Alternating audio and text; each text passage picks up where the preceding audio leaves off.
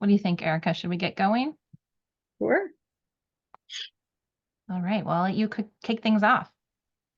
Great. Welcome, everyone. I'm so pleased you're able to join us on a nice sunny Friday afternoon. I'm coming to you not from Maine, but I'm actually in New Hampshire at University of New Hampshire today. So uh, very thankful someone allowed me to use their office to be with all of you. So those of you who have not met, my name is Erica Watson, and I work at the Maine Development Foundation as the Senior Program Director for Education and Workforce.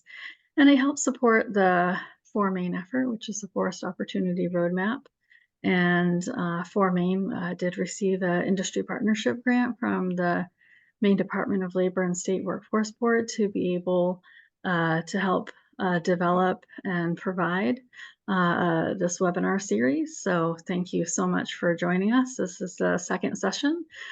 So we'll be talking about building community partnerships. And so we do have a great guest panel. So I'm really excited for you to get to talk to them today and really tap into their knowledge. Why we decided to do this is it helps support Maine's workforce strategy, which we'll talk about in just a second.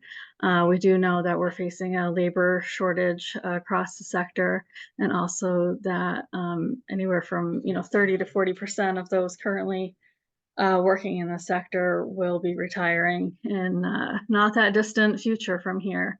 And so we wanted to hold these sessions. And thinking about For Maine's workforce strategy, and that's, I think, yeah, the next slide. We really want to make sure that we're always tying back to those strategies. And so one of the things that For Maine has been working on, again, is really increasing the number of people in the state, such as youth, women, new Mainers, and other often, historically underrepresented populations, and really engaging with them and how to bring them into the forest product sector. So our community partners here today will have a lot of good suggestions and ways to look to your community to help sort of cultivate those workforce pipelines. So with that, I will pass this over to Krista. Great. Thanks for kicking us off, Erica. So if everyone could just, like we did before, throw your name and your organization into the chat. It's just a quick way to help us get a sense of who's here and kind of take attendance.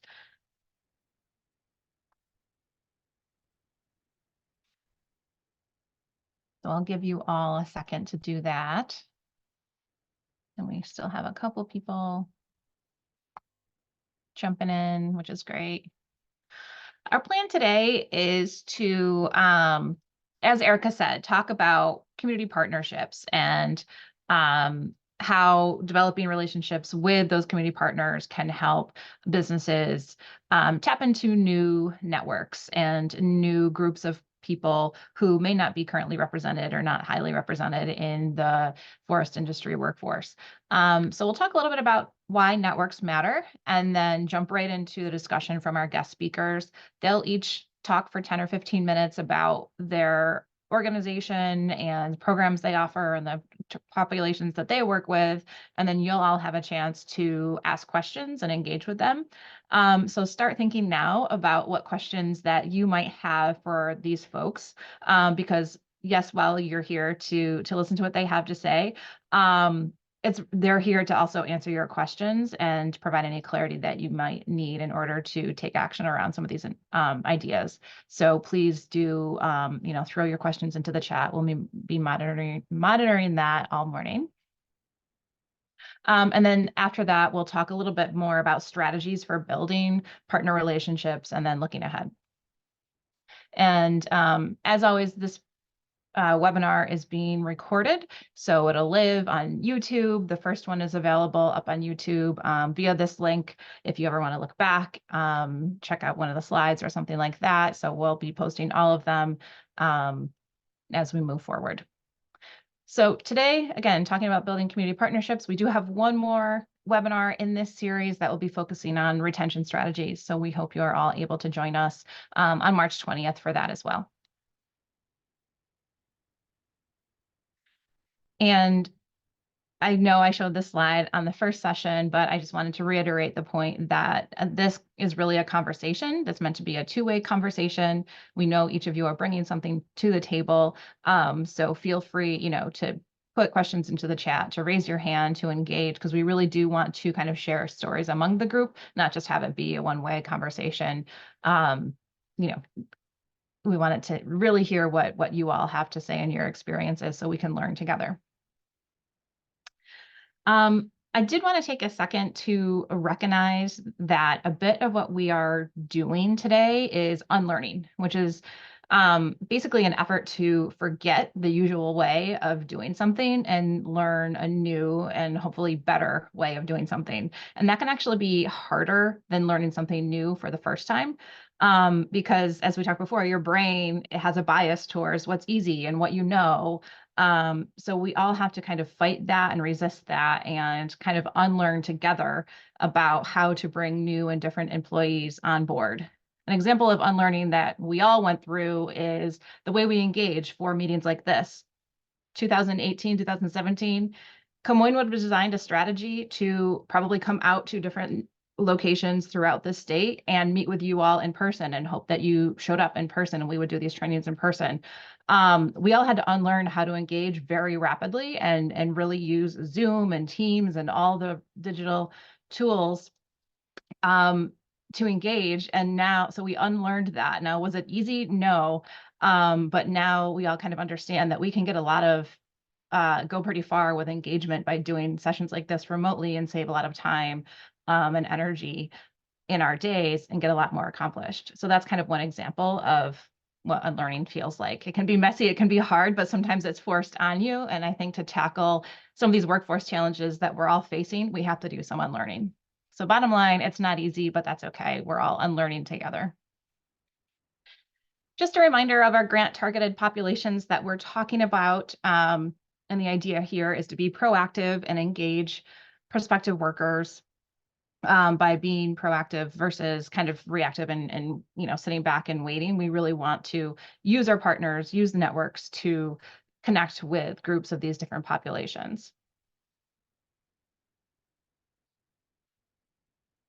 And in terms of kind of quantity, or if we're talking about numbers here, the populations that have the most people where there's the most potential to pull into the workforce include young people, women, and racially diverse workers. And as you can see in the data here, which I know starts at 16, and that most of you can't hire a 16-year-old, you have to wait until they're 19. But those 16-year-olds, that's your pipeline. And manufacturers and other companies are marketing to 16-year-olds and even younger, because that 16-year-old will be 19 in like no time.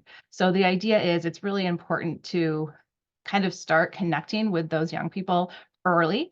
So they're well aware of the opportunities within the forest product sector and at least interested and maybe have some opportunities to have some experience through some of your partners. So that's why, we want to make sure that we're looking at the data at that level. So, excuse me, before we get into the discussion of kind of why networks matter, I wanted to ask you all, who are some of your community partners? You can throw them in the chat, or you could even just jump in and tell us. Who are some of the people networks that you connect into for hiring, for training?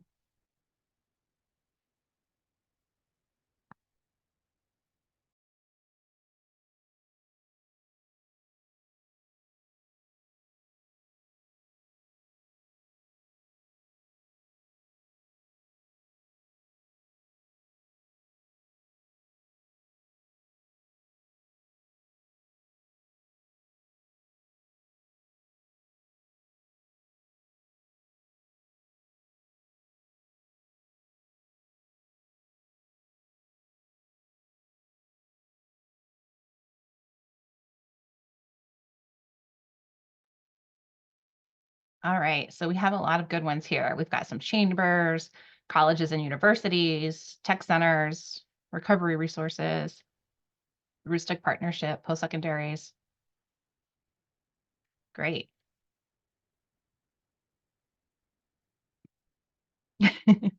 Paul, no worries that you're driving. Thanks for letting us know. Drive safe. Business advisors, nice. Boots to roots. All right, so it looks like many of you already have some really strong partnerships, which is great.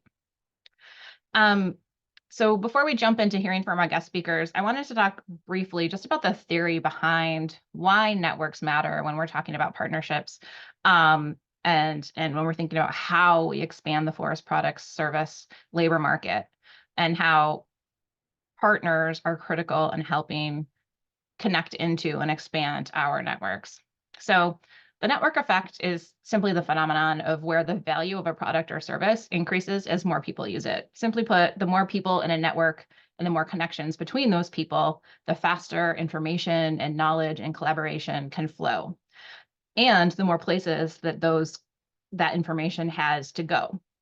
So as more users join, there are more opportunities for interaction and more opportunities for what one of our colleagues that Jim Demesis and I used to work with, she would call happy collisions.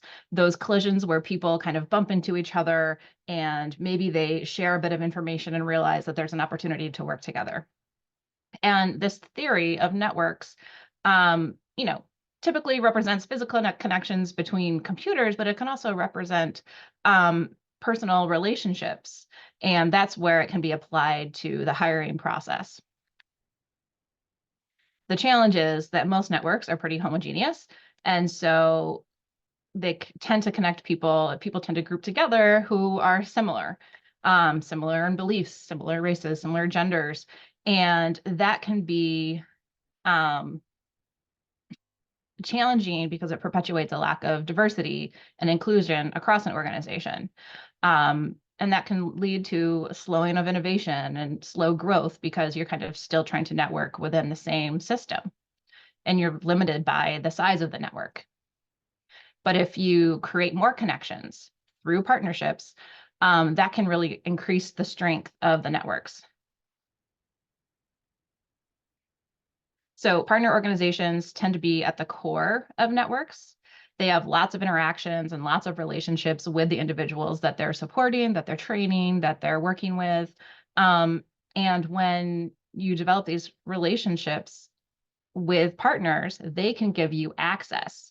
So during the first session, we talked a lot about awareness and access, and that was kind of from the perspective of potential employees. But you as an employer, you also need access and awareness into different networks, into different types of groups. And so that access and awareness kind of goes both ways, and that's how you do it. So when we're talking about types of partners, it could be your traditional workforce boards and training providers, technical schools, many of the organizations that you all listed here. But there are also different types of partners that you might not think of, but could give you access and help you build trust among new networks, among new groups of people. This might be the Hispanic Chamber or the local school system or religious institutions. So when you are thinking about looking around your community and thinking about where can I tap into new groups of people, new groups of talent who might be interested in applying for some of the positions that I have open, get really curious about your community. Where do people gather? How do those networks work? Is there a single point of contact? How do they communicate? Is there a newsletter? Do they have a Facebook group? Is it more organic? Those are the types of questions that you can be asking to get a sense of, other networks of people and groups that might be available that you can connect into. So, and as you're thinking about different potential partners, it's helpful to keep the goals of why we're doing this in mind, right? Because we want to develop new partnerships to facilitate that access and awareness to underrepresented populations. We want to grow and diversify the pool of job candidates, to strengthen the pool of job candidates. And we also want to increase retention of newly hired candidates. And we always want to constantly check ourselves and ask, what opportunities are we leaving on the table by doing things the same old way? Who might we be able to partner with to connect into new talent? So before we jump into our guest speakers, I have one more question for you all is to, think about what other potential partners might be out there to help us tap into underrepresented groups. Is there maybe a community partner or other type of organization in your labor shed that maybe you haven't reached out to yet, but could potentially provide an opportunity for you to work together? Anybody have anything?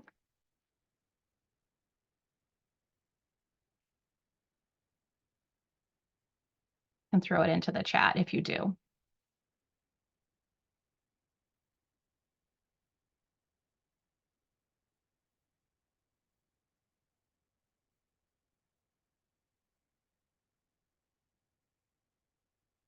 Department of Corrections, great.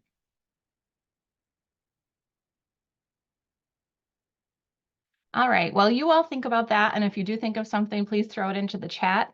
One that I know some employers have worked with in the area that I grew up in is local volunteer fire departments tend to be where people gather.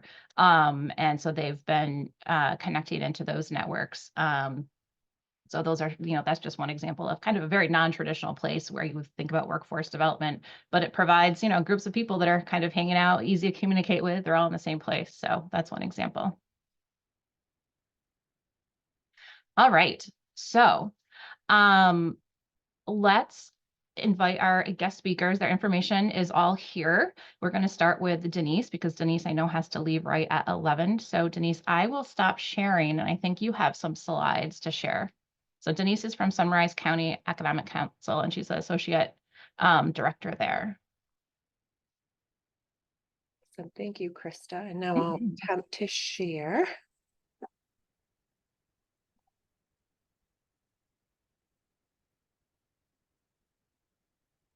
Is everybody seeing a full screen slide? Might just be half the slide. Okay, sorry about that. Let's try this again.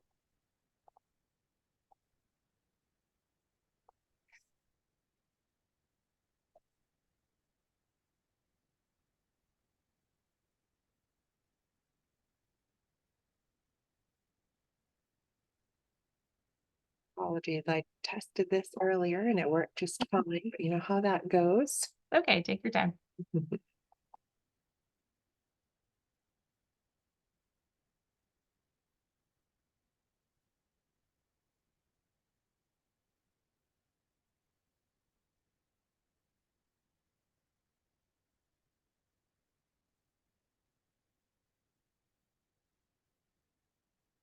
Is that looking Yep, we can see it now. perfect? Thank you for bearing with me on that. As Krista said, I'm Denise Silly. I'm the Associate Director at Sunrise County Economic Council. I'm coming to you from Charleston today, but I live in Jonesport, Maine, and I'm very excited to get back there later today. So I'm going to share a little bit about our mission and primarily some programs, collaborative programs that we have many partners we engage with around business, entrepreneurship, and workforce awareness and sharing opportunities. So a little bit about SCEC. Our mission in a nutshell is to help initiate and facilitate the creation of jobs and prosperity in Washington County. And we do nothing alone. And our MO is to build with and not for. So we're always looking to see who's at the table, who's not at the table. And we don't always get it perfect, but we try to always approach anything we do in an inclusive and equitable manner. Our guiding principles when we're entering an initiative or partnering on a program or developing an idea, we run it through these filters. Is it going to have an economic impact, a community impact? Is it possible? and stakeholder involvement, again, that looking to see who's at the table and not at the table. We serve communities, from the individual to industry, across Washington County, including businesses, municipalities, communities, groups of people. I put a few bullets at the bottom of this slide that gets into, just again, in a nutshell of some of the things that we offer. Business technical assistance, loans and grants, learning experiences, which you'll be hearing more about in just a minute, access to higher education and barrier removal support, training, certification, scholarships, and partnerships in natural resources and heritage. Who we serve. I know in the marketing business planning sense, saying everyone is not the right answer, but we genuinely we serve Washington County and whatever that means, whoever that means. But I highlighted a couple or a few segments that we work closely with. Parents of young children in low-income households, neighbors in recovery, municipalities, business owners and entrepreneurs and aspiring entrepreneurs and innovators, employers, communities, natural resource economies, and justice involved and impacted individuals. So what you'll hear about, what I will share, and again, please feel free to engage at any point. Like Krista said, we want this to be a discussion for sure. You'll hear about programs that are relevant to the forest products sector, involving knowledge and workforce innovation opportunities, business development, and employer and workforce support. So one of the newest collaborations that we've entered into, and I know many of you are aware of this awesome collaborative course and workshop series. It's called the Business of Maine's Forest Products Sector. And it's a free 10-week asynchronous course where learners can engage live via Zoom, or they can catch a recording week to week, whatever works for them. It's free. They have the option of earning 3 college credits, or if they want to just pick and choose topics and forget the college credit, that's an option too. And it creates a really dynamic learning environment, and creates opportunities for individuals to plug into network and job opportunities, and explore innovations in the sector. So I'll get into some more of the details here. Like I said, we do nothing alone. And we had a rock star design team for this course. And I really feel like at SCEC, we supported, the logistics and kind of the shell for the course, and obviously developed that with partners, and then really industry and experts, in education and the forest products sector filled in the rest. What topics should we cover? Who should we invite? And it was really industry informed and led in a large way. And you can see our design team, the individuals and the organizations they represent here. And I also want to mention that this course was made possible by a private trust grant and barrier removal support, which I'll share a little bit more on in just a moment, was supported by the grant that Erica mentioned, the Maine Department of Labor and State Workforce Board Industry Partnership grant. So we're very grateful that they helped us offer this for free. So a little about the course. Some of this I already mentioned. The main, and Erica, feel free to jump in and share any of your insights as well at any point. The main premise of this course was sector awareness, sharing about the forest product sector, maybe dispelling some myths, sharing career opportunities, and thinking creatively about filling workforce gaps, and really engaging employers and job seekers or industry enthusiasts connecting them with the people who do the thing, rather than joining and listening to me lecture for 30 hours across 10 weeks. No one wants that. And I'm certainly not a forest products sector expert by any means. So that, like I said, that shell of just industry really showing up in a big way to share this course. And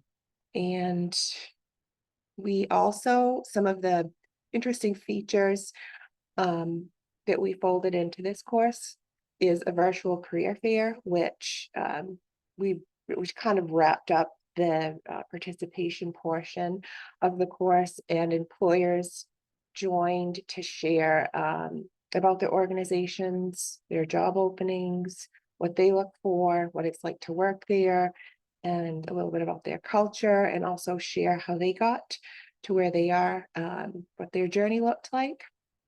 That was really, really awesome feature to fold into the course.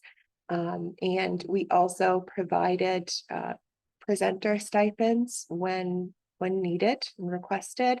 And we offered that. Many said, nope, no thanks. But we did have a few take us up on that, and it was kind of an opt-out thing. And we also offered barrier support stipends to learners up to $500. And just a little insight into that. We had a few who were interested, but ultimately didn't end up fully requesting that, but it was an option, and we were excited to be able to offer that to learners. This is probably my favorite slide around this course. It shows all of the partners who came together to deliver the course. And you'll see, business support, entrepreneurs, business owners, training programs, university, community college, just across the economic development, across the board. And again, thanks to our partners on the design team who are super connected to industry. And I'll share these slides with you. When I created this one, I also put links in for all of the partners on this slide. And like I said, I feel like this is just a really impactful visual that shows how everyone came together in a big way. Going into some of the statistics and demographics of the course, when individuals enrolled and we surveyed them, we asked them, what are you hoping to learn? We also asked them where they live.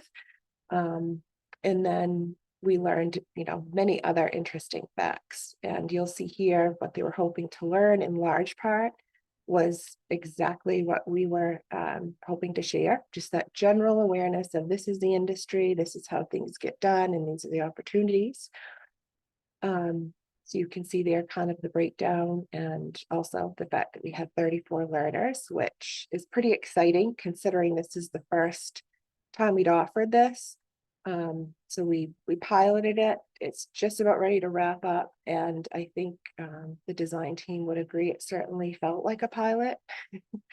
And we're excited to debrief and and get things together and offer this again. So you'll see, I gotta move my screen here so I can see where the learners, participants hail from. And I listed these kind of in order of geography and who attended. Pretty self-explanatory.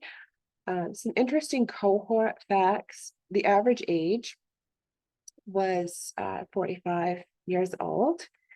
We have 3 BIPOC community members participating, 3 justice-involved learners, 2 early college learners participating, and just some of the other breakdowns, we had 21 females and 20 males.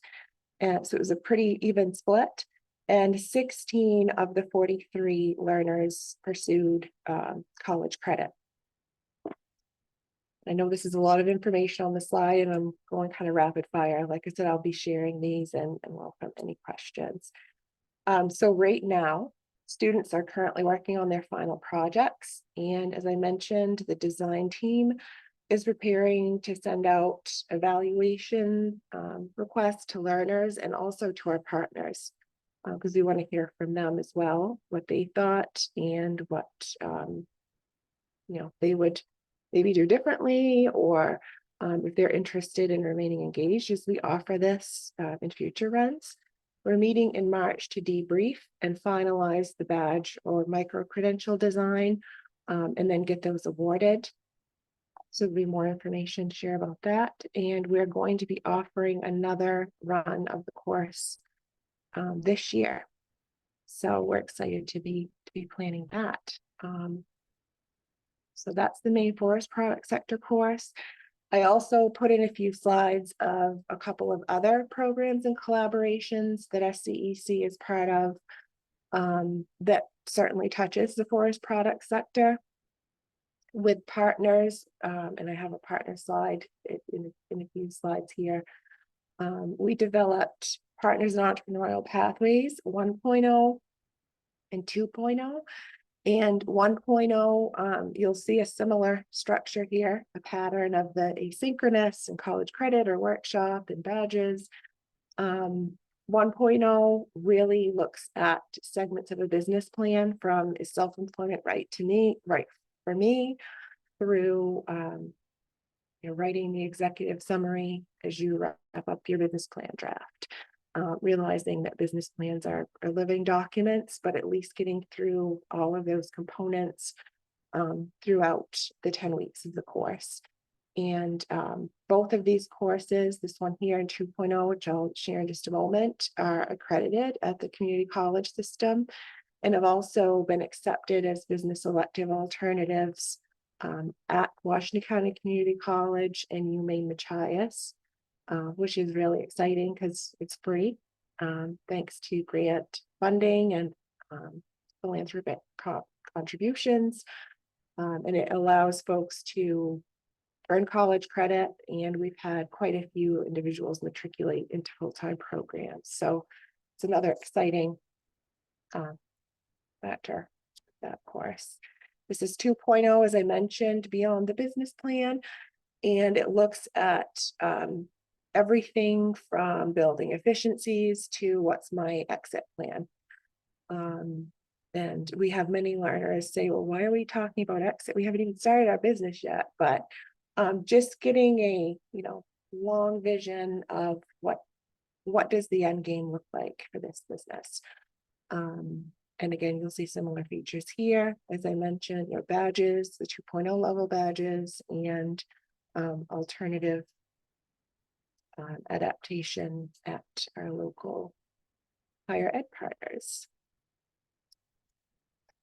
This is the partner slide. We have close to 50 individuals across these organizations. I think it's a little over 40 who show up to share their expertise, their experience in starting up, the services that they offer. And I think most of the business technical assistance providers listed here offer their services for free.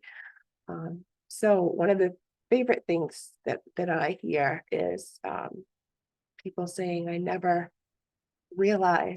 felt so supported as an entrepreneur. I never realized there were this many free resources at my disposal, eager to help me start my business or develop my business.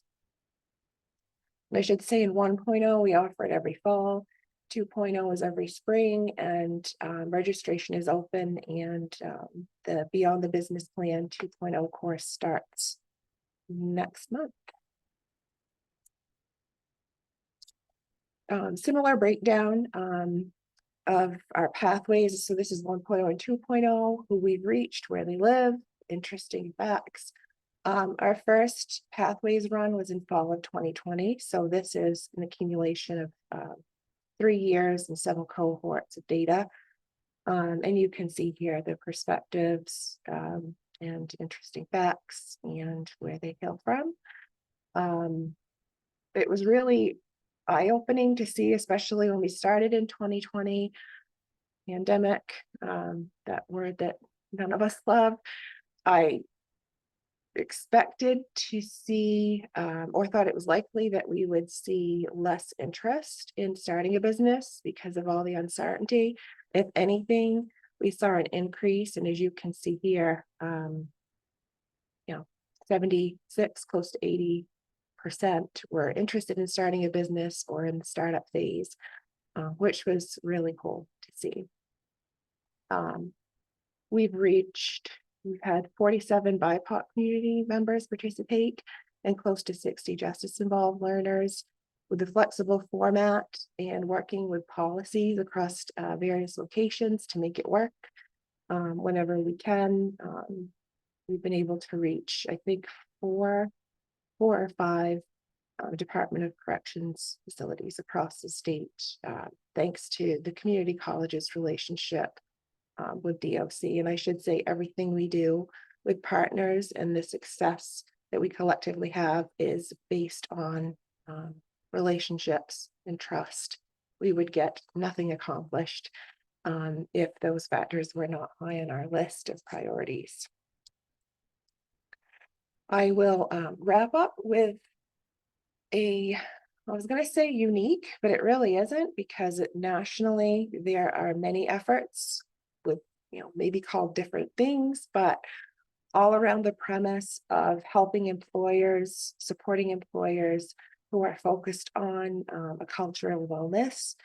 And as we know, employers are struggling to fill positions too, and just helping them think through what recovery looks like, what it doesn't, and second chance employment, but also providing resources that can assist with whatever that employer needs, from taking advantage of tax credits to looking at their policies and hiring practices, if that's what they want to do, to providing emergency response training, and so many things. I could talk for 2 hours just on this, but we just launched this network, and you'll see in the lower left corner, these are entities that helped us through a 6-month design phase, reaching out to community members, the recovery community, employers across a variety of sectors to get input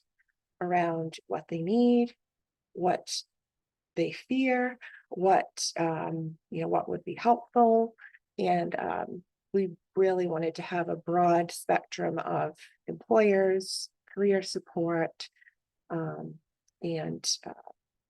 nonprofit organizations, and so many partners at the table. And across the bottom, you'll see partners who are also involved in the design, but we're really coming together at an MOU level to deliver this network to Washington County employers.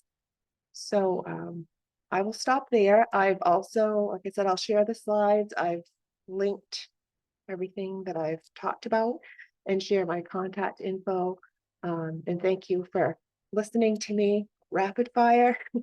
And like I said, happy to answer any questions and go into more depth around any of this at any time. Thank you, Chris, and everybody, for inviting me to share. Oh, absolutely. This is so helpful. Thanks, Denise. We did have a question from Douglas in the chat, who was curious when the final projects from the Maine Forest Product Sector course will be, if they'll be posted, and when could he look at those? Sounds like he's curious. The evaluations? The projects the students are working on currently. Oh,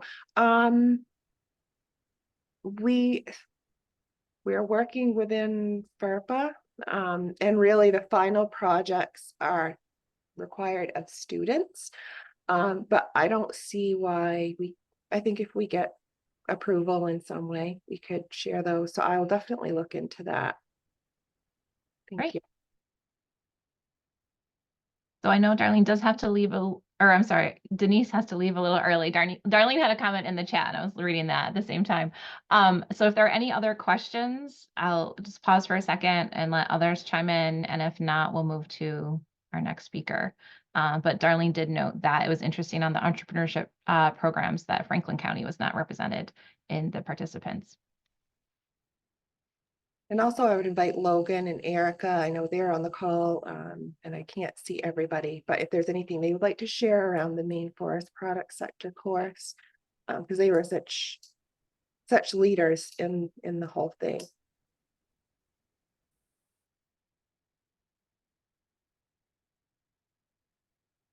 Yeah, thanks, Denise. I'm not sure I have anything else to add on top of what you've already shared.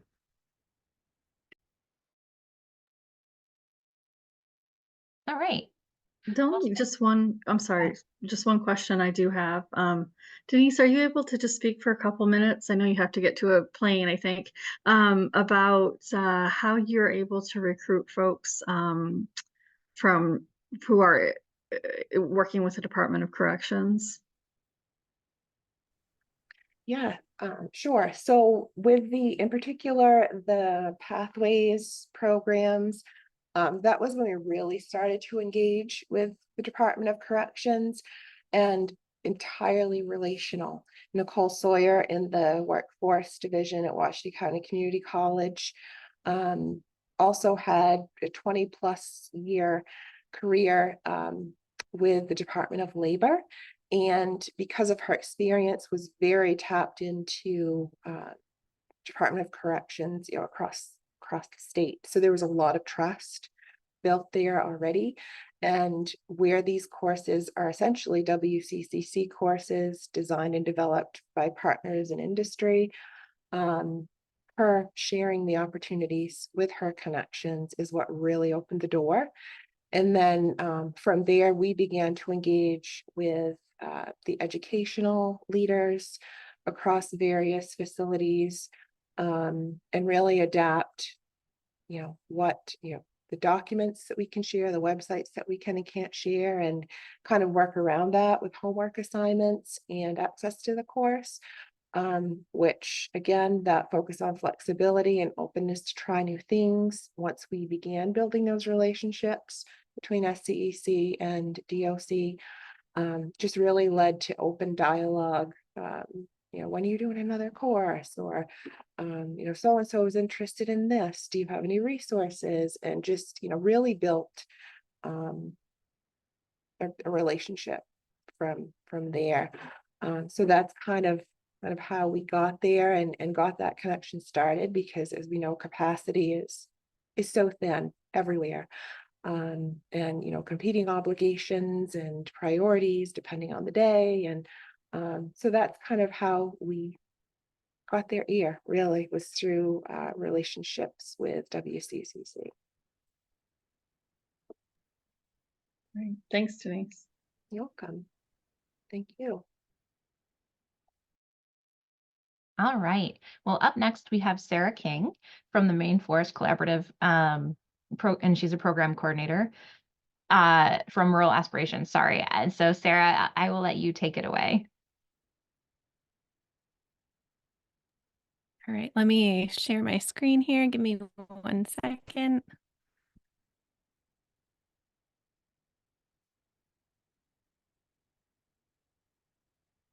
All right, can everybody see that? Okay. Awesome. Yep, good. So thank you so much for inviting me. My name is Sarah King, and I work for Rural Aspirations Project. I think many of you on this call know Cora. She is our fierce leader and has done an amazing job with this organization.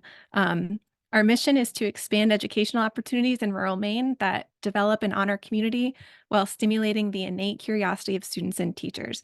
So I'll focus a little bit today about the youth aspect of the targeted population. What we do, so we have 3 primary ways that we do our work. First, that's providing school support, and we support schools in developing curriculum, personalized learning structures and pathways to expand engagement and opportunity for students. Sometimes these look like extended learning opportunities or ELOs, which some of you may be familiar with. And sometimes it looks like developing specific pathways in schools, whether it's a natural resource pathway or a local ecology and aspirations pathway or some other pathway that the school would like. We also work with schools through collaborative projects, and those bring schools and students together to engage in real world issues facing our rural communities. Our first collaborative project was Eastern Maine Skippers Program, and that was focused on fisher kids along the coast. The program that I run is Maine Forest Collaborative, which we'll talk a little bit more about that later. And right now we are just beginning the Washington County Youth Leadership Challenge, and that's focused on civics engagement. And the last piece that we really focus and own in on, Krista talked quite a bit about, was networks and community partners. So we work with numerous networks and community partners all over the state to investigate workforce, community needs that inspire educational opportunities. Sometimes these look like green job fairs, industry events, cooperative partnerships, and sharing of regional and local and statewide opportunities.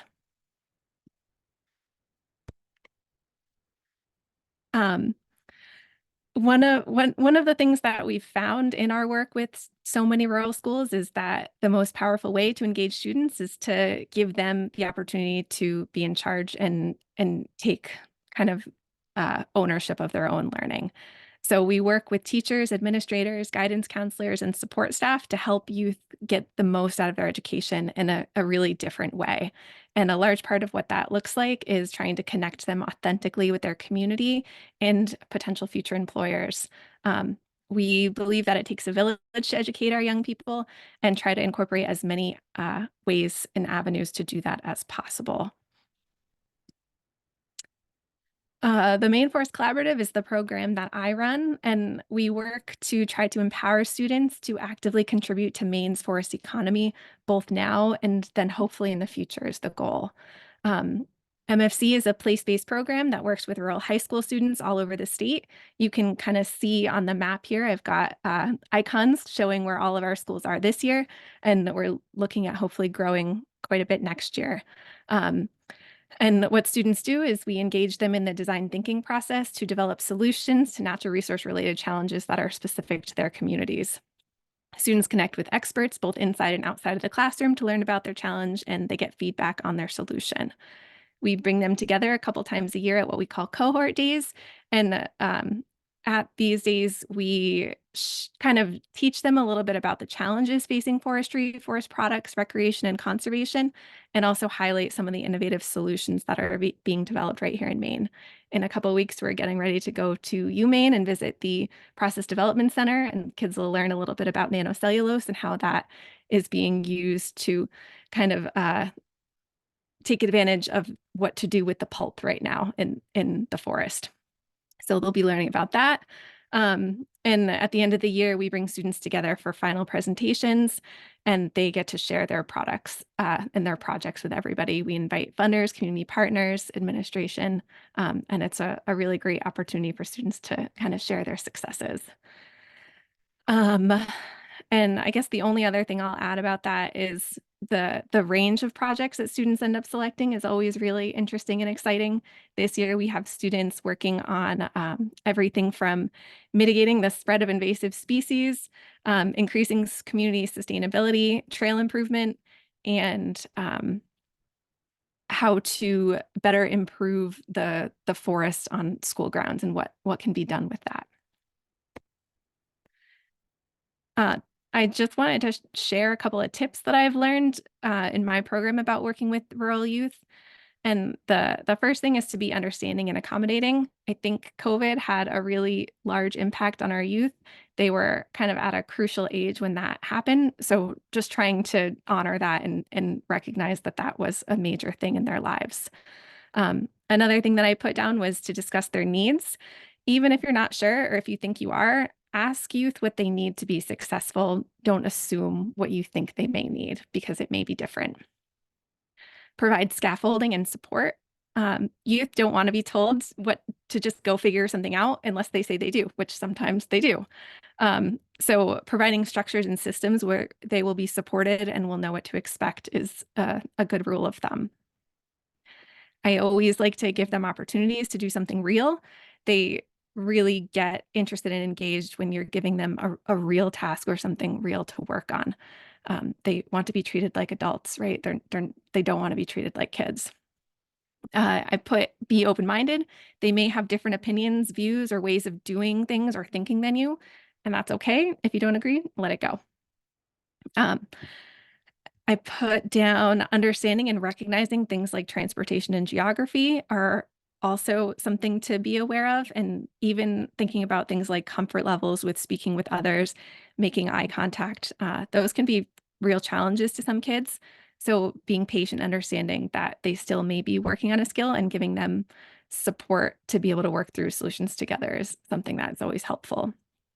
And the last really important thing is building connections with youth is, I think, the number one thing that has made a difference for most youth that I know in actually actualizing some of the things that they are interested in doing and finding their aspirations. So building a professional relationship with them, asking them questions, asking them what they care about, what they're interested in, and showing them that you're interested in them and in what they have to say. And of course, helping to do that is sharing your own stories with them. Helps to build trust. And accessibility, I'm just going to touch on this. I'm trying to use this word in a super broad sense. And of course, you want your workplace to be accessible physically, but you also want to make sure that your workplace is accessible and the work is accessible to all people and can be accessed in a positive way. I put a couple of tips down here just to help facilitate that accessibility. And number one I put was provide multiple ways to access information. So that's audio, visual, and tactile. Our learners have a diverse range of needs, and being able to access that information in multiple ways is always really helpful. Use marketing that breaks down stereotypes. They don't want to see a bunch of images of a bunch of older white men in the forest, right? Like that's not going to be an encouraging way for them to want to participate. Eliminate assumptions starting from the bottom. Kind of don't assume that students know things that you know, right? So assume a blank slate and build up from there. Including choices whenever possible is always helpful. And normalize the dialogue about what they're interested in and asking for options when possible. What would they like to see and do? And then tailor their experience to that. I also think it's important to reflect after experience or events that you work with students with or times that you see them, asking them specifically for feedback, what could have been done differently. And that helps show that you care and again are interested in them and what they like. And this I know is not possible at all locations, but individual or gender neutral restrooms are always is something to think about if that's a thing that is possible at your place. And as far as building relationships, I think one of the things that makes Rural Aspirations so unique is that we really focus everything we do on relationships and building trust, and that takes time. So of course, there's no set amount of time or specific things that you can do to build trust, but a couple of things that I put down to share with you all is that it takes multiple positive experiences for trust to be built, and it starts with reaching out. Some partnerships, of course, are going to be easier to make than others, and you'll connect really easily with some people and you won't with others, and that's okay. I think the easiest way to start a relationship and to like get the conversation going is to find or use a mutual contact whenever possible. And if not, an email or phone call is a good step in the door, but requesting a meeting to actually sit down face to face and discuss what you'd like to see happen from that meeting with them is always really helpful. Be really clear with your goals when working with schools and really anybody you're trying to build a relationship with, but also provide space for others to include their goals and include time and ability to do that. Discuss ways that your goals could align and try multiple avenues or people. If you're not having success with one person or one avenue, try a different one and don't give up. And specifically, if you're trying to get in with a school, if you don't know where to start, call a secretary.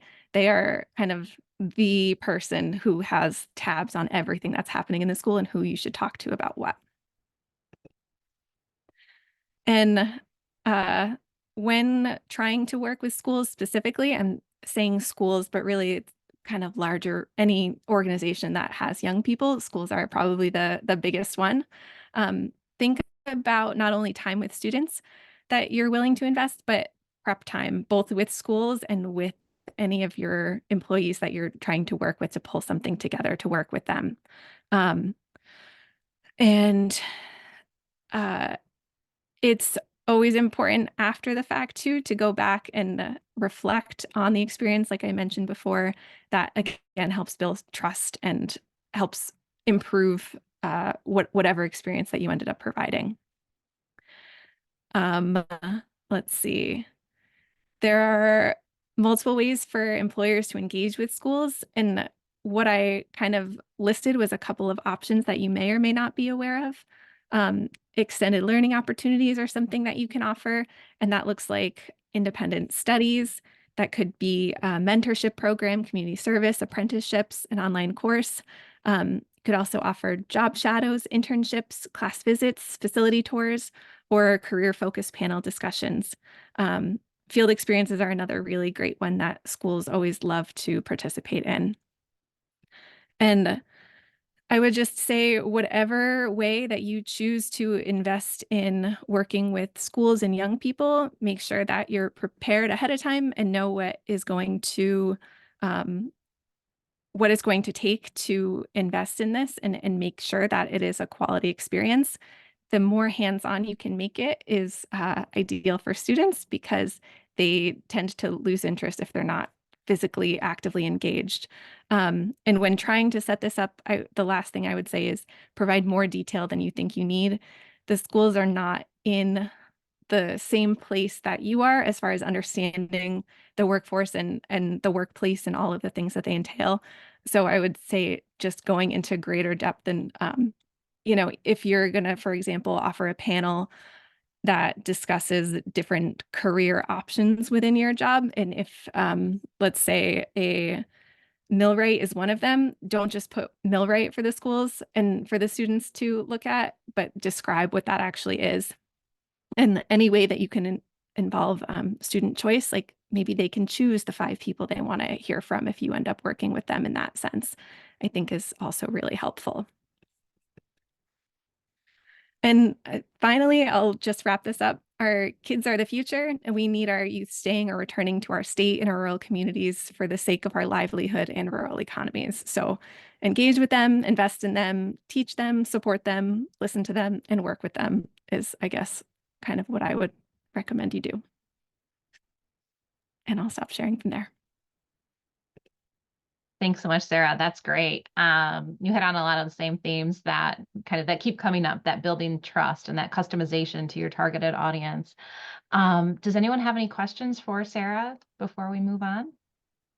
I know, Denise, you had a comment. Did you want to chime in? I was chatting with Darlene on her question about Franklin County, but I did want to share as a partner in the civics program that Sarah mentioned, and all of the opportunities to partner with rural aspirations.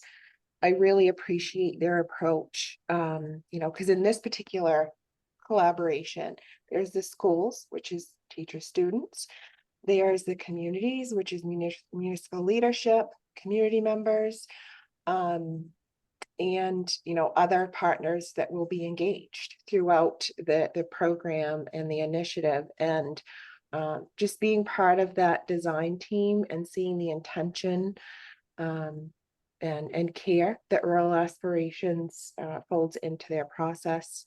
It's inspiring, and definitely I've learned a lot, so I wanted to share that. Thanks, Denise. And I was wondering, I know one of the things when we're looking at like possible community partners, sometimes we look at their website and we think that they do X, Y, and Z, and we eliminate them as a partner. just based on what we believe they do. Does anyone on the panel have any thoughts about, like, should we reach out anyway, even if we're not sure? Like, is that okay? I would absolutely say to reach out.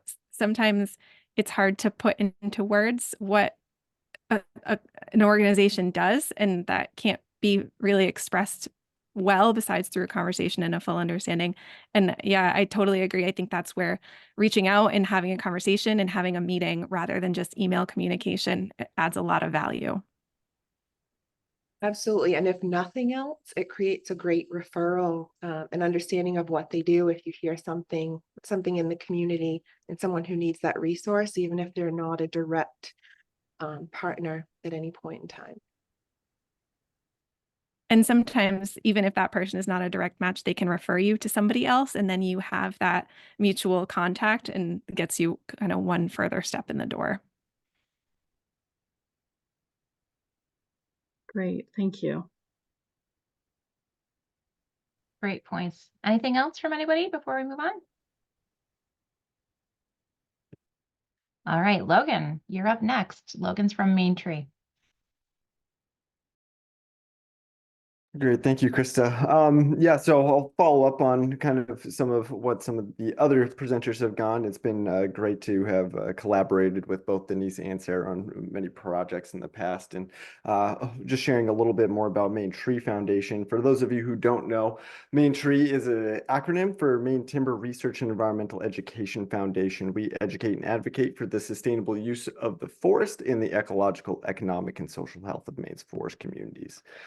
Who we reach through our programming. So I put everybody that are the target populations for this grant, and I bolded the ones that we work with more often. I don't want to leave anybody out of our programming, but these ones in bold are the ones that we really focus on. So in school, youth ages 16 to 24.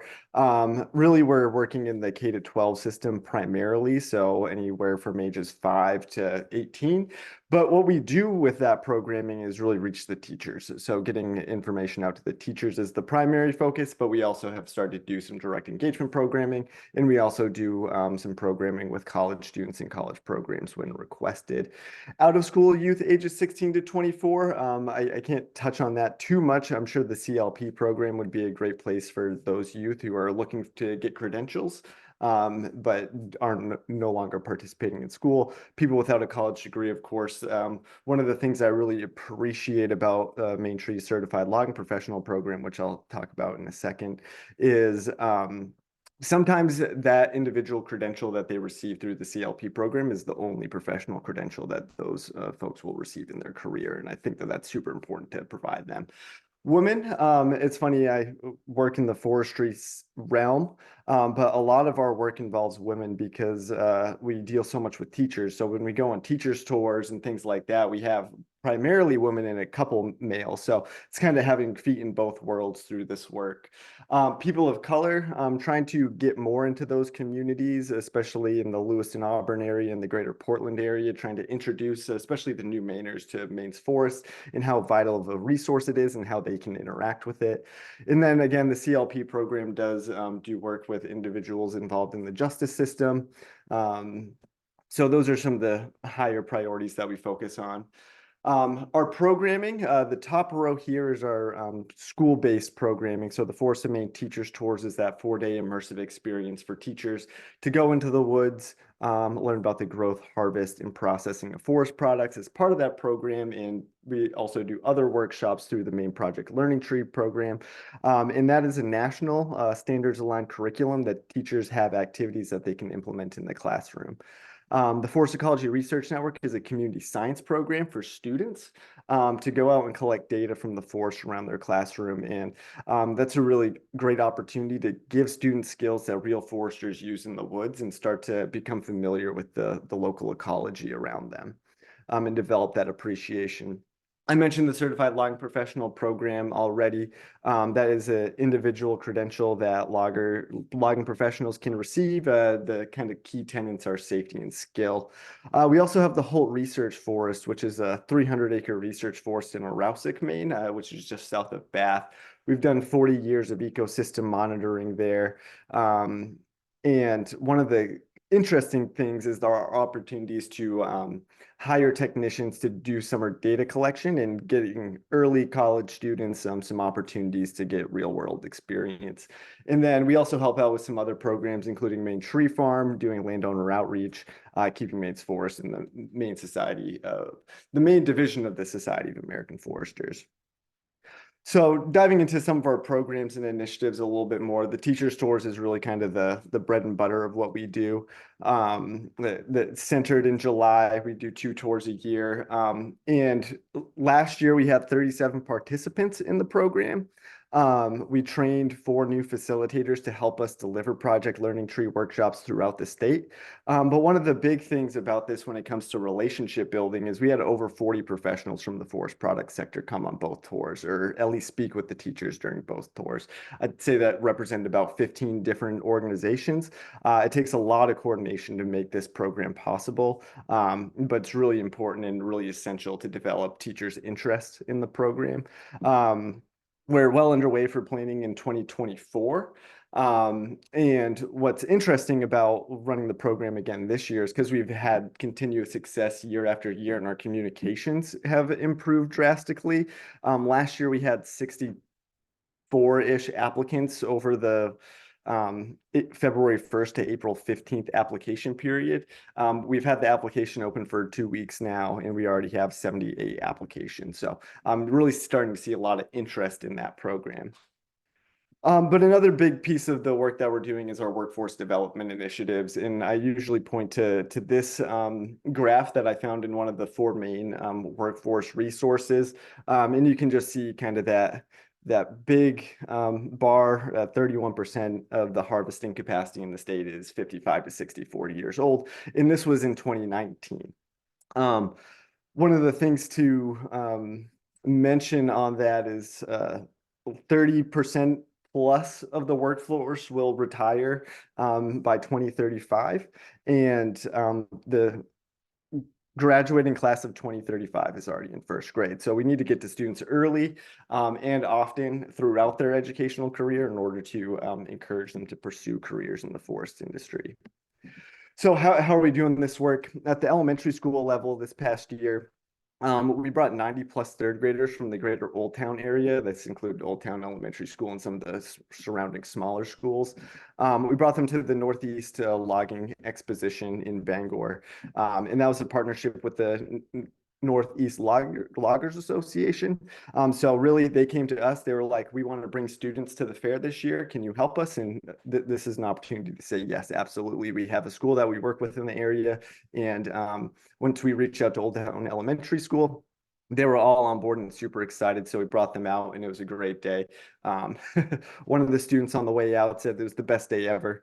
And it's just a great opportunity. I will say that the 3rd graders in Old Town know far more about the forest product sector than most of the people I speak with in Southern Maine, where I live. So really great work. And that's been multiple years of collaboration with that elementary school. And it was great to connect them with the Loggers Association as well. Then at the middle school level, this summer we did this past summer, before school get out, we did a green jobs fair up in Piscataquis County with the Piscataquis County Environmental Education Collaborative. And this group involves the Piscataquis County Soil and Water Conservation District, Rural Aspirations, and the Appalachian Mountain Club. So we brought 80 plus middle schoolers to the Law Farm in Dover Foxcroft, and each student visited 5 different stations throughout the day, representing different career types within the outdoor sector. And what was interesting about this compared to other kind of career fairs that you'd go to, the students would go to a booth and talk to somebody there. Each of the stations was a really hands-on activity for the students to learn actual skills that professionals use in the field. Then I mentioned the Forest Ecology Research Network.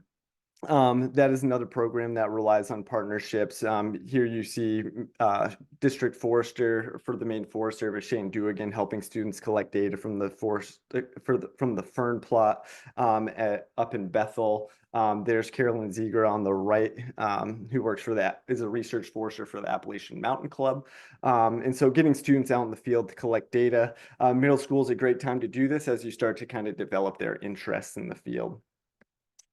Then at the high school level and working with more kind of these underserved communities, we work with Next Step High School, which is an alternative high school in Lewiston, and it's a partnership between Tree Street Youth and the Lewiston School Department. It's an alternative education program. We brought students that were interested in learning more about the forests in Maine to Higmo's tree farm and sawmill. This is Higmo here. He is a tree farmer, former tree farmer of the year, a certified logging professional, and they have a Roots to Retail program set up where they show students the kind of early successional growth of pine and oak seedlings. They harvest a tree in front of the students, and then they even get it back to the sawmill, saw it up, and then they let the students sign a board that goes up in the mill, which was a really cool experience and reaching some students that we wouldn't typically reach with our programming. Then one of the kind of biggest things that we had this year was our forestry immersion program with the Brewer School Department. So this was a possible from a grant awarded by the Maine Department of Education, clear partnership with the Brewer School Department. Some key other entities that were involved were Huber Resources, as they managed the operations that the students were working on, as well as Appalachian Mountain Club, who owned the land where the students harvested. 9 students took part in the program this past year. They camped for 6 weeks, 4 nights per week up at the Catan Ironworks site. And I don't know if you know how wet it was this summer, but there were no complaints about the weather or anything from these students. They had a really great time. You could tell it was transformational for them. And when I was up there, it was a transformational experience for me, just hearing how these students have kind of developed through their time in the program.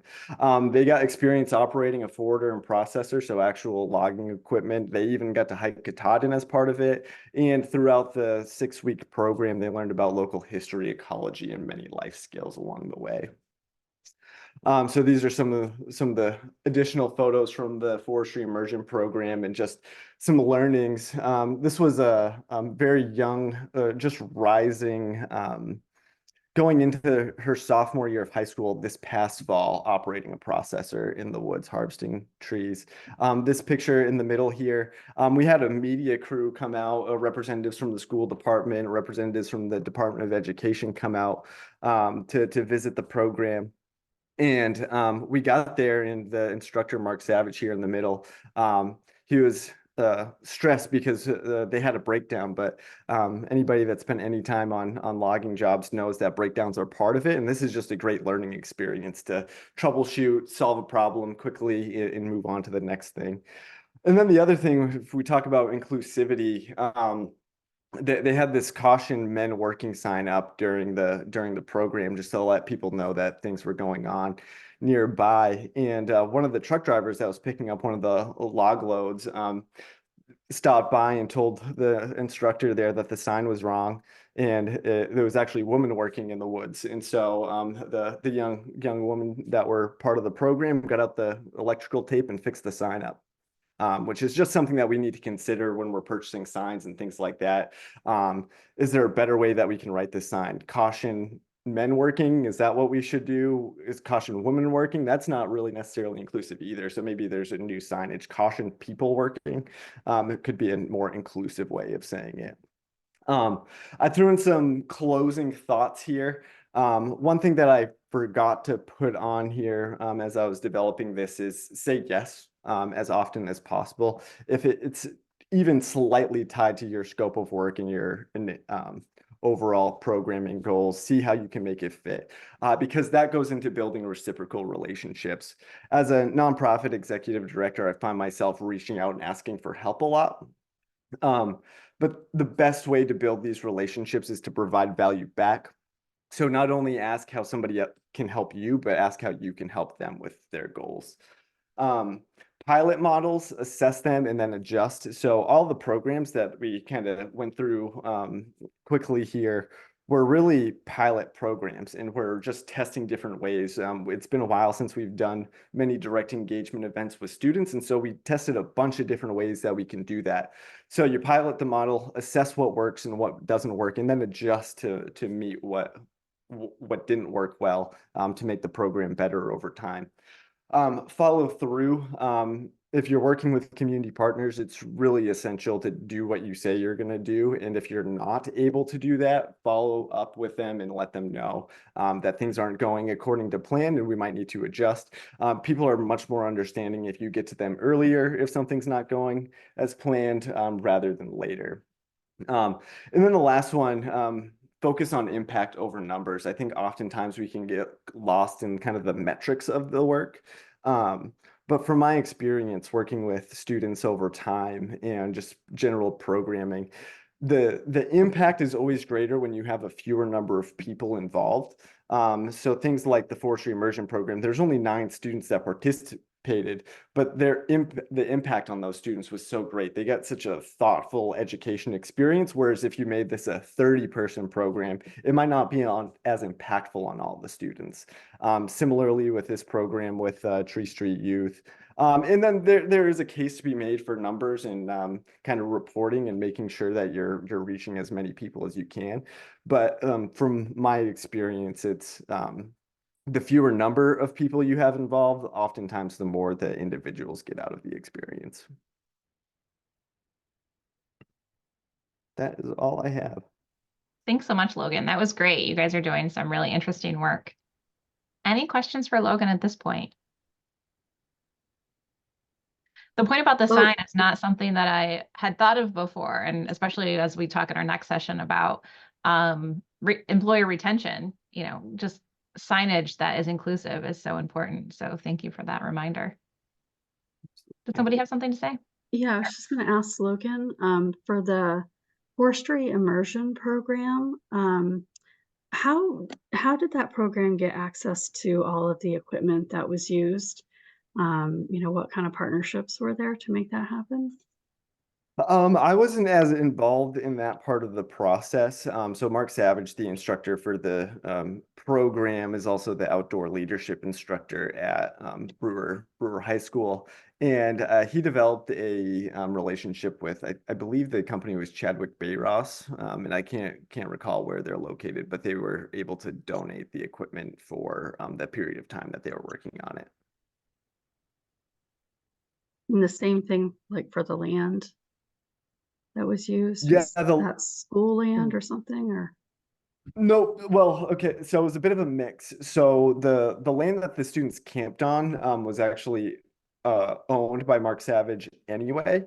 So he opened the doors to his personal property to host the event. And the instructors, there's 4 instructors involved as well. But then that his land is located within this pretty large conservation land block. He's abutted by Appalachian Mountain Club and the Maine Department of Inland Fisheries and Wildlife. So there's a lot of land in the area. And Appalachian Mountain Club does harvesting annually. And so they found a site for them in the area where they can operate. And is John Kelly still on? I'm happy to have John speak up if he had some additional thoughts there. He was really involved with the students along the way. I see his name. Are you still hanging in there, John? Yeah, no, Logan, you hit it all right on the head, and you summarized the program very well.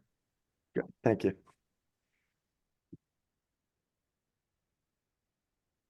All right, great.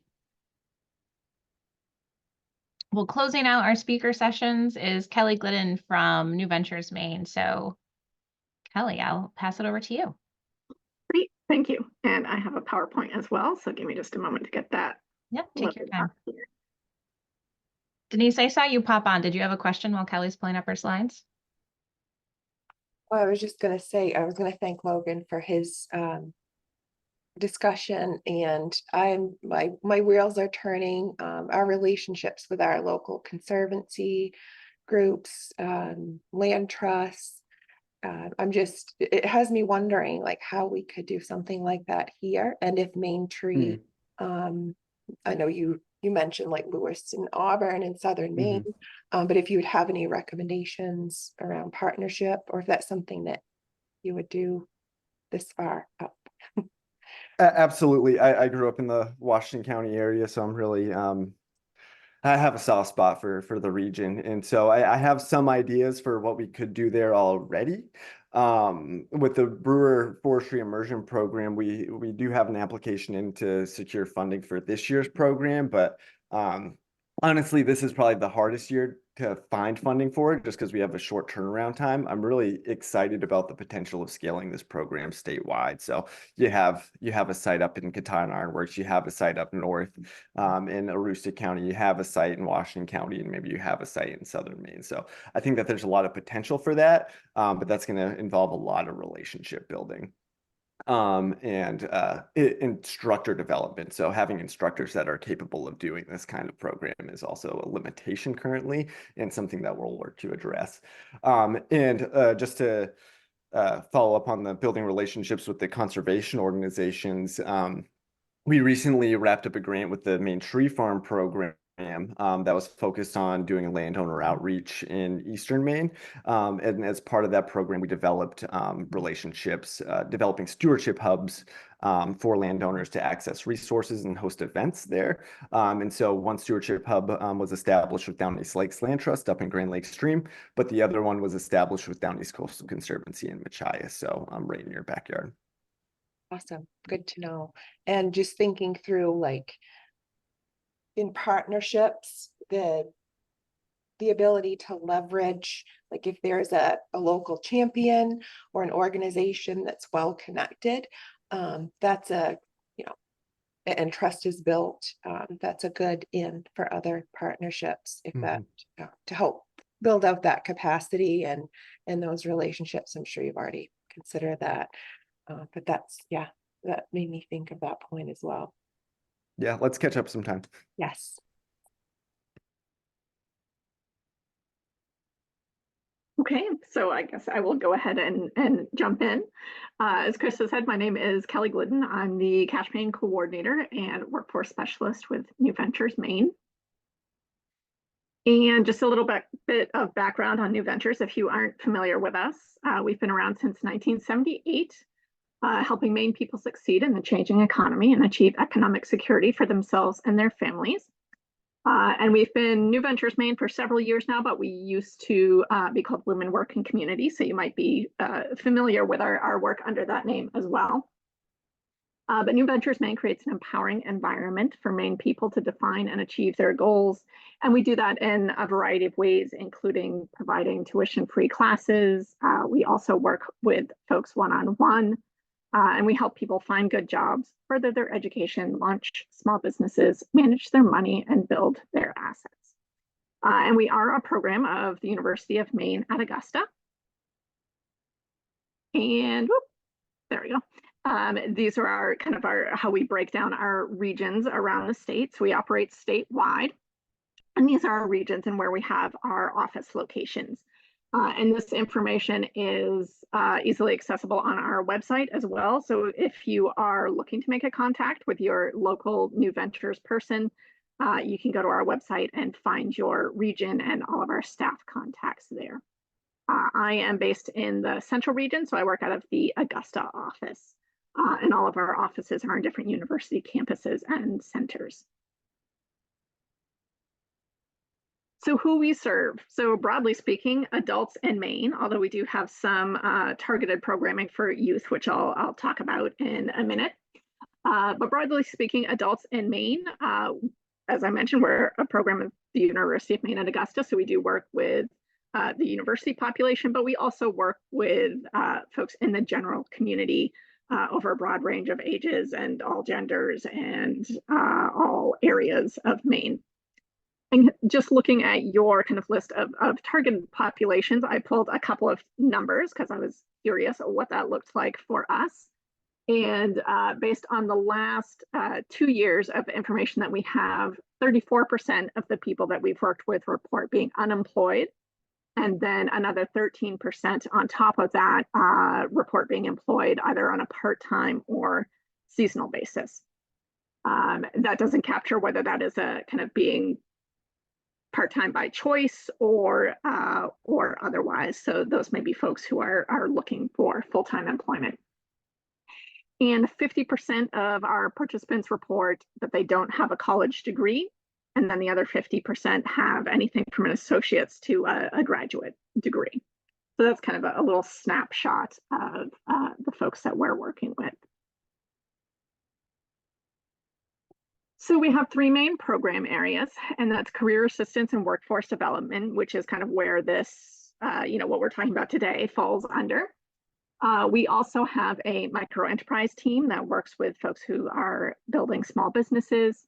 And then we have a money management and asset building program area, which includes financial literacy programming, match savings programs, and the Cash Maine program that I'm a part of, which is a project to provide free tax preparation assistance to low-income Maine households. So as you might imagine, there's a lot of overlap between these three program areas. We might be working with somebody who is maybe wanting to launch their own small business, but they need to get a handle on their personal finances as part of that process. Or maybe somebody is looking to make a career change or do some job hunting, but they need help saving to purchase or repair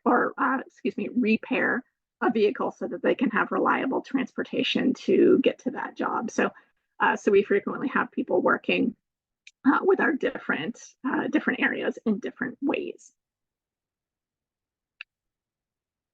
So I mentioned we did some targeted programming for youth, and that is mainly through our Trades for Me program. And we have 20 years of offering Trades for Me events around the state. Although we've done some rebranding here as well. The name changed last year or the year before. It used to be called Totally Trades, so you might have heard of it under that name. And these are in-person events for girls and gender expansive youth to really have a chance to explore some non-traditional careers in the trades that they might not have been thinking about as options for themselves. So that includes anything from, automotive repair, construction, welding, being an electrician, aquaculture, and forestry careers. And these are really designed to be hands-on experiences for the youth. So not just a classroom session, but as other folks have talked about the importance of that kind of hands-on experiential learning. It's a chance for them to attend some workshops and do things like maybe they have a chance to try out some equipment that might be used in a particular job, or try on the gear that they need to wear and kind of have a chance to try that out. And these are mainly programming with a focus on 8th and 9th grade students. Sometimes we have a little bit older, a little bit younger on either side of that, but mainly for 8th and 9th grade students to start thinking about their career options and maybe getting involved with classes through their local CTE. So there are a lot of partnerships involved in these events. The Department of Education and the Department of Transportation are both partners in this project and provide some funding for these events. We also work closely with our local CTEs to put together the workshops and recruit the students to participate.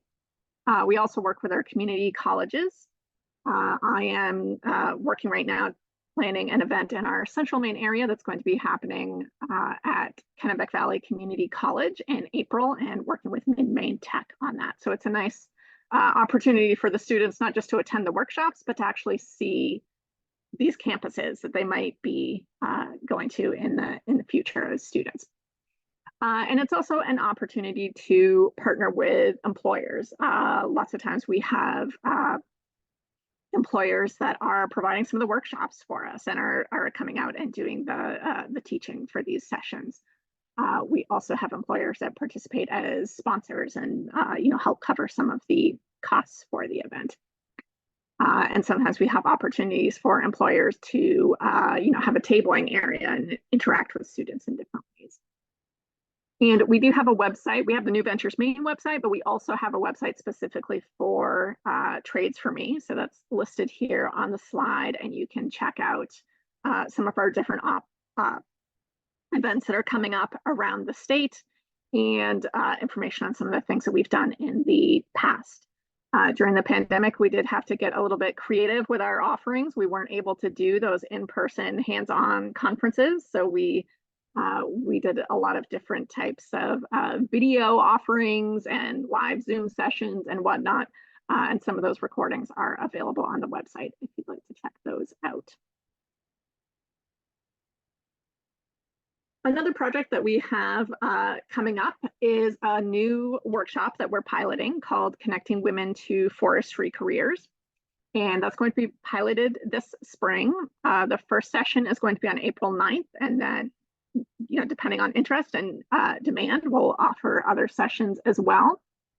And this is a workshop that is focused on trends and opportunities in the field. So what people can kind of expect, what sorts of jobs in the forestry field are available, career paths and wages. So, how do you get from point A to point B? Where do you start? What do those average salaries look like? Community college programs and other training opportunities, apprenticeships programs, and different things that different steps that people might take on that career path. And also how to pay for those educational opportunities.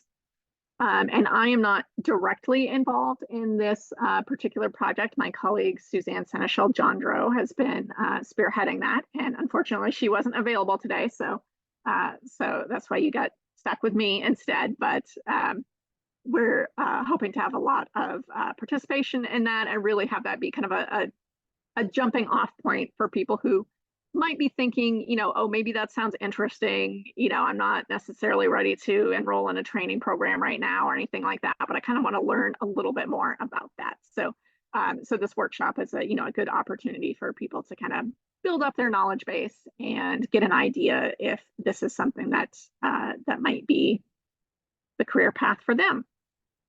And this is based on a model that we piloted earlier, connecting women to construction careers, same sort of thing, but with the construction field. So we're hoping to kind of, continue that model and really give people a chance to do a deeper dive into one particular career area, in addition to our classes that are focused on kind of general career development.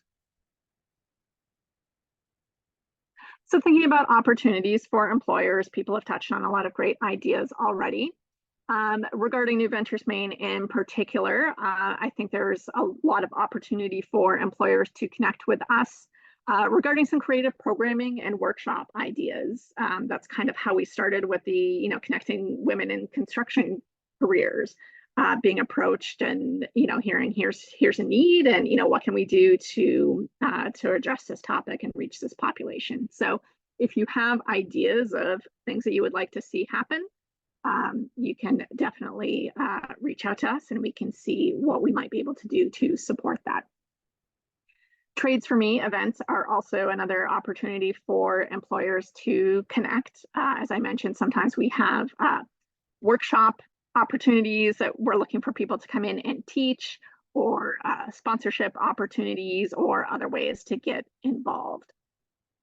And generally networking, again, people have kind of talked about this topic already, so I won't focus too much here, but just thinking about who is in your network and who is kind of missing from that loop, and looking for ways to get involved in your community. In the Central Maine area, for example, we have a workforce practitioners group that meets quarterly, and it's a combination of workforce practitioners like myself, and every meeting features 3 or 4 employers who come in to talk to us about the hiring needs they have at the moment, kind of what their challenges are, what they're offering for pay and benefits. And it gives us a chance to really kind of learn more about those opportunities that are available specifically in our communities, and then bring that information back to the people that we're working with. So, looking for, opportunities like that to connect in your community. And thinking about accessibility, we offer classes online, in person. So that has kind of taken a big jump since the pandemic in the online offerings. We used to do things mostly in person, and now we have more, kind of the opposite, that we have things more available online. And that's been a great way, I think, especially to reach some of our more rural participants who maybe are not going to drive, 2.5 hours round trip for a 1 hour workshop. But if you can do it, online from your home, that makes that easier to participate in. We also record some of our sessions so that people can access those, at their own convenience. And, if they can't attend a workshop because of a, work schedule or something like that, they're able to do that on their own time. We also do one-on-one coaching, as I mentioned. So for folks that are maybe not able to participate in a workshop or don't do well in a group setting, we can meet that need for folks one-on-one, and we can also do that in person or online over Zoom. We also help connect people to resources. So as an example of that, one thing that comes up sometimes is that we hear from people who say, we'd like to take some of these online classes, but, I don't have a computer, or, I don't have, reliable internet. And we can help. We don't have those resources ourselves, but we can help connect people to programs that provide, free or affordable laptops, or, affordable internet rates, that kind of thing, or maybe transportation assistance, so that they can get to workshops or other services.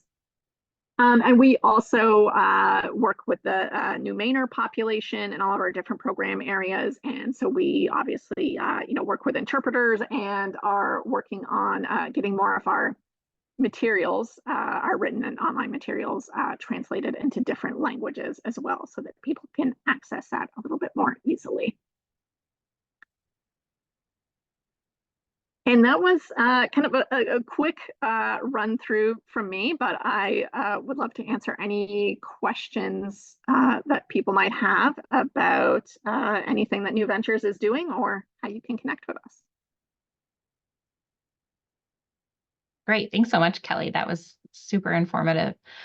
Denise did want to mention that you are a longstanding partner, and to tell Jean she said hello. I'll pass that on. All of our partners here today are well networked, which is great, and you're all doing amazing things. Before we move forward, I wanted to just thank all of you for taking the time to put, presentations together and join us today. I know you're all very busy. Any questions for Kelly? It's a quiet bunch today.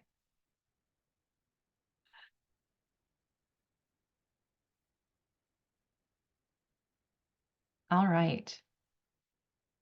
Well, if you do think of something, I will share the screen with their contact information again.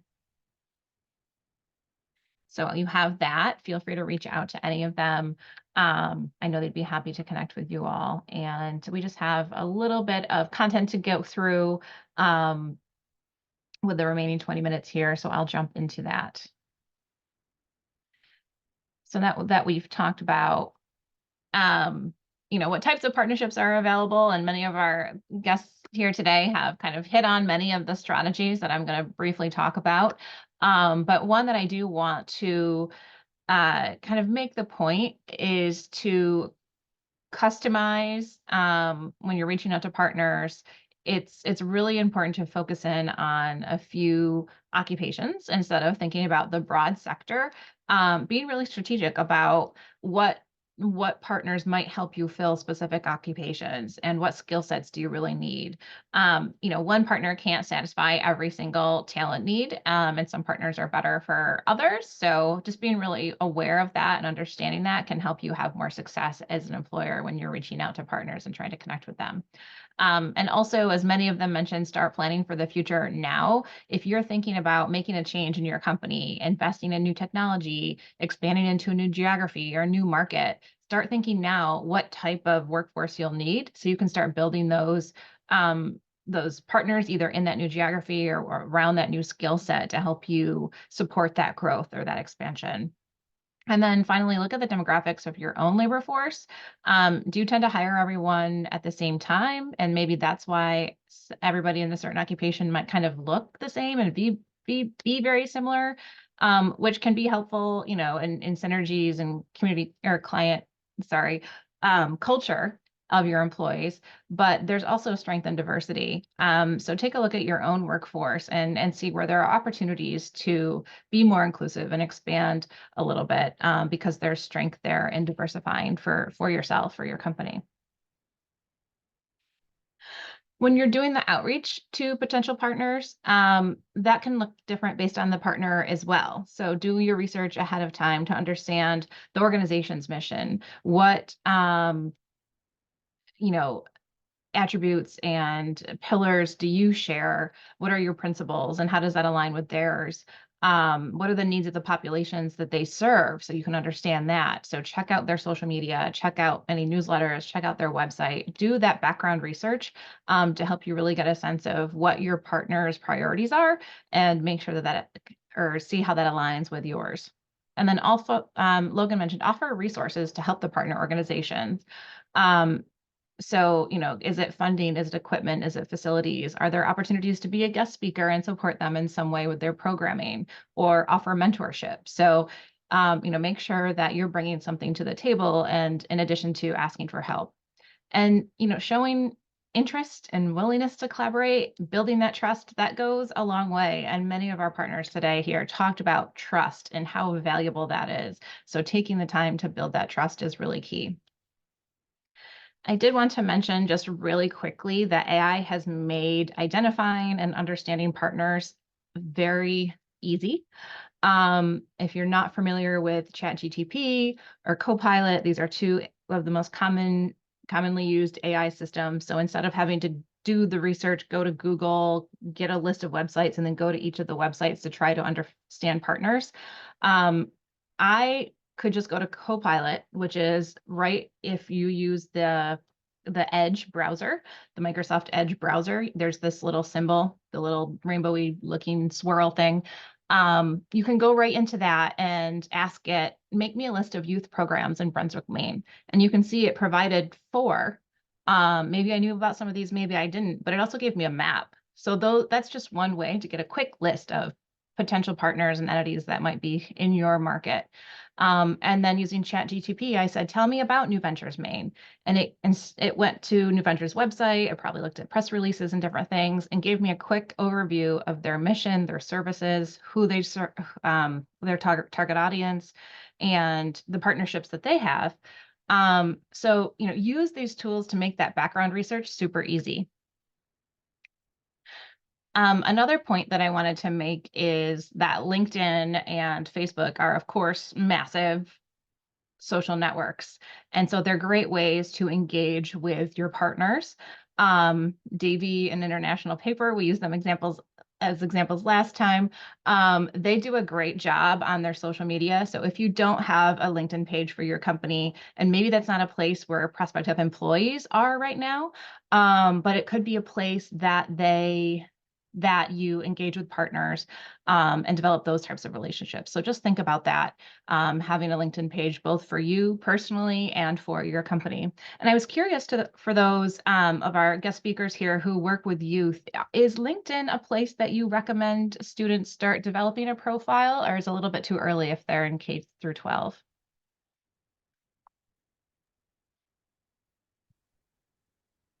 That's a great question. I don't recommend any social media for youth to develop. I think oftentimes we just need to cater to what they're going to go to because they're the ones that actually dictate the social media trends. Right.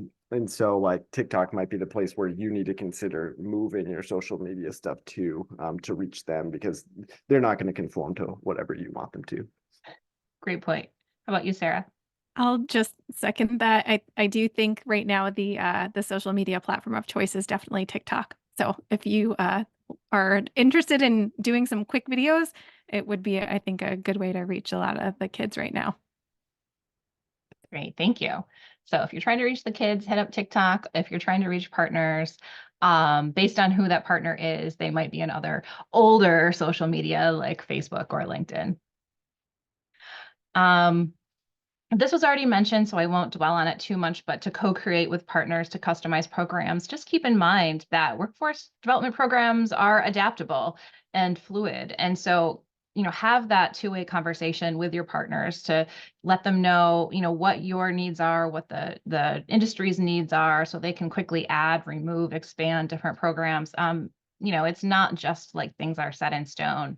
You have the value as an employer to create the critical mass to support new programs. So maybe you have, only a certain number of jobs to fill, but if you can get some of your other even competitors together who also have a similar need, you might be able to create enough demand to develop a new program that's not currently in the market. Though I'd be surprised. There's so much out there in Maine already for this sector. You have a lot going on.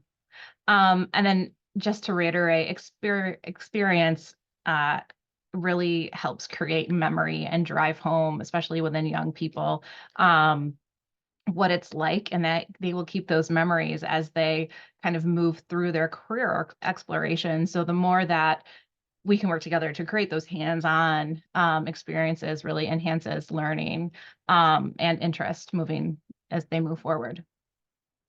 Another strategy is to kind of look internally, promote diversity and inclusion efforts within your own organization through hiring practices, training, employee resource groups.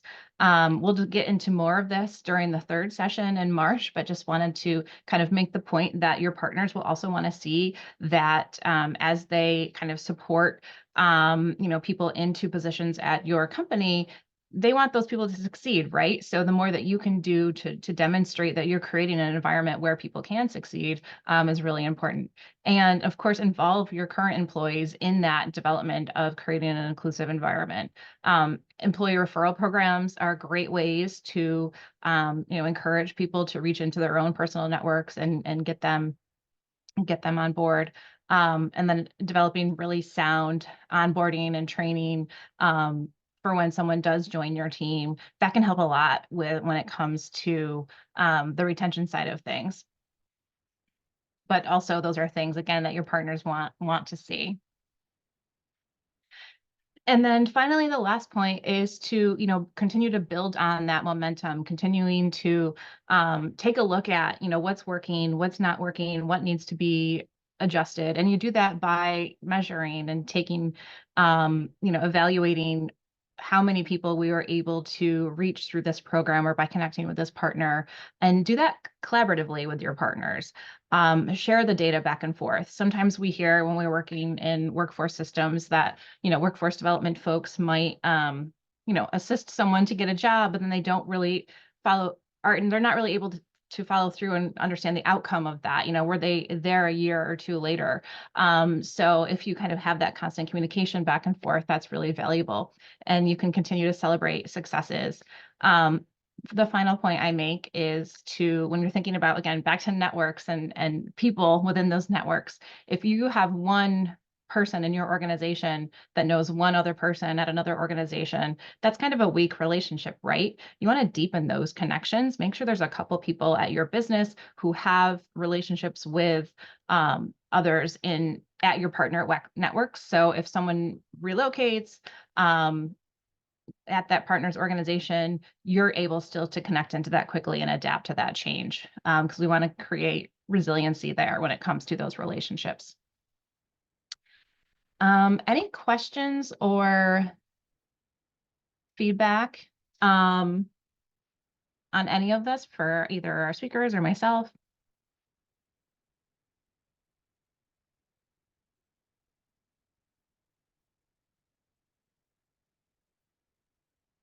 All right. Well, again, I want to thank everyone for joining today, and to our speakers for joining us. We have one more session coming up, March 20th. Sustaining a Diverse Workforce, focusing on retention strategies. So I invite you all to that. And please share with your own social networks or partner networks and see if we can get some more folks to join us for this last session. So with that, I'll let you all go. Have a great evening and weekend.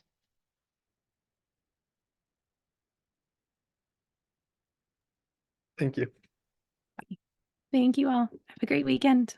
Thank you.